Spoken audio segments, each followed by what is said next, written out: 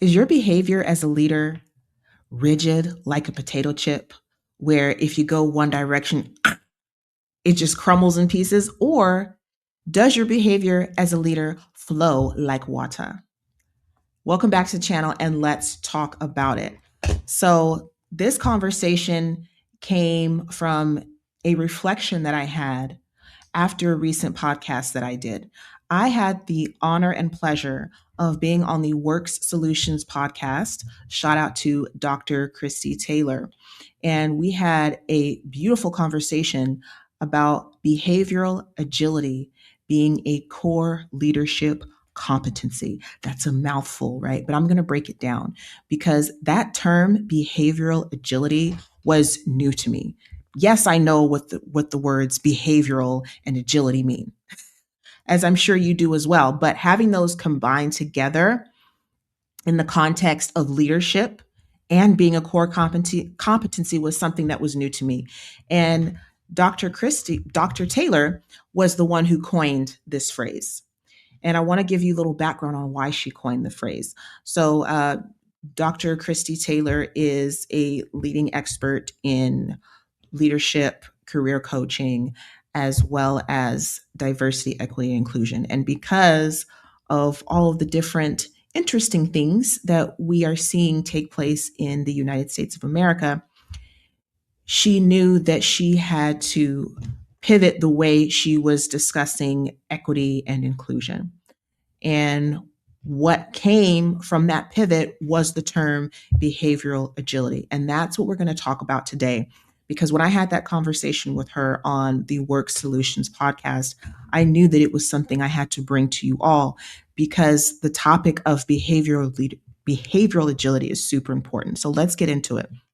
In practical terms, behavioral agility means having the trained ability to your approach in real time as a leader. See, most leaders have a default setting, and it typically falls somewhere between command and control and then avoidance. So they're either on one end of the spectrum, either commanding and controlling, bringing down the hammer on everything, or complete avoidance, the more laissez-faire type leadership. But behavioral agility is about being flexible, being able to move and groove in different situations, and understanding that you have to lead differently depending on what's going on. So when you have behavioral agility, it allows you to recognize that your default settings as a leader may not work in a particular situation and that you have to shift gears immediately. And this can be the difference between you crashing into a wall as a leader or being able to navigate every turn. So why is behavioral agility even important? We've talked a little bit about what it is, but why is it important? Well, let's keep it a buck, y'all. Things are changing, okay? And they're changing fast. Things are changing very fast. You no longer have the luxury to kind of be complacent with your leadership, whether you are in a work environment or whether you're running your own business.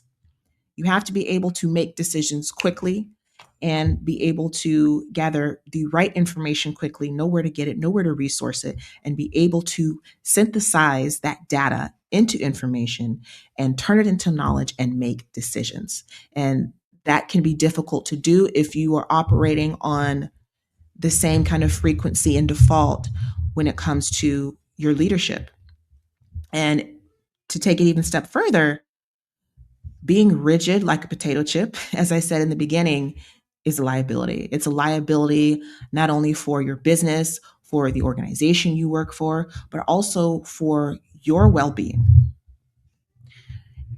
And if you're just sticking to one way of leading and expecting that to get you the results every time, that's not going to work. That is not going to work in the 21st century, okay?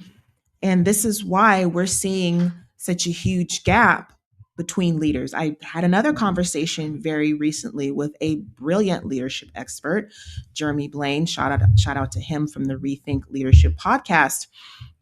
Is that you have leaders who are stuck in the 20th century mindset, which means go, go, go. Kind of knee jerk responses to things and expecting all of the data and information to be accurate at face value. That's not the case anymore. As a leader, you have to be able to adapt to whatever the situation is. You have to be able to go out and, as I said before, resource data and information and make decisions based on that. And if you are unable to do that, it can be very difficult to move forward with all of the different rapid changes that we are experiencing collectively. And one of the things I like to do personally with my business, with the flavor room, and something that I've used since my days in the United States Air Force is lean on the Kaizen method. How many of you have heard of the Kaizen method? Maybe you've heard of it in the context of the automotive industry.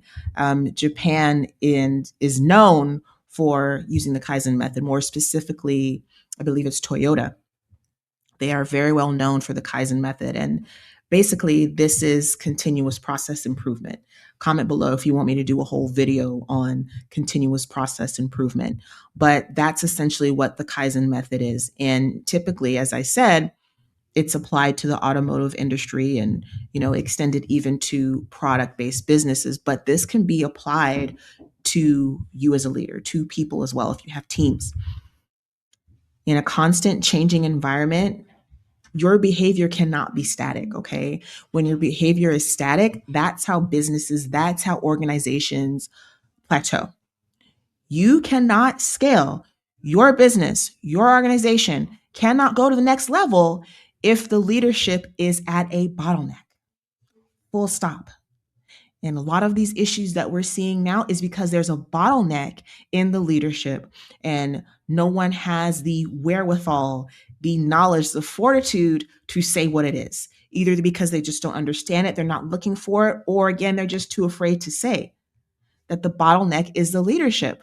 When you are agile in your behavior, this allows you to maintain and sustain momentum even when everything is changing. So, as I said earlier, things are changing quickly. You want to be able to move and groove with those changes and focusing on continuous process improvement, not being the bottleneck. That is where it's at. So this video is already getting a little bit long, and I just want to close out with one thing. I could go on and on about behavioral agility, but I want to close with this, is the role of self-awareness. That is key as a leader. That is essentially your diagnostic tool, being aware of yourself and how you are leading. You cannot adjust your behavior if you don't know your triggers.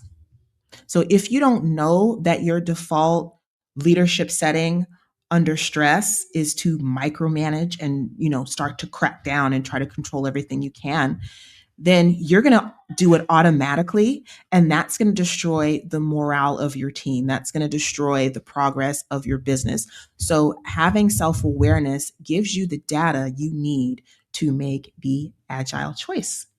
And with that, I'm going to wrap up this video.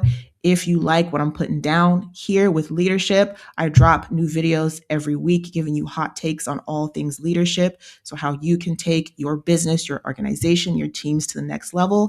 And as always, subscribe. And if you want to take this a step further, link is in the comments to book a call with me to discuss your needs for your team and organization. Until next time, peace.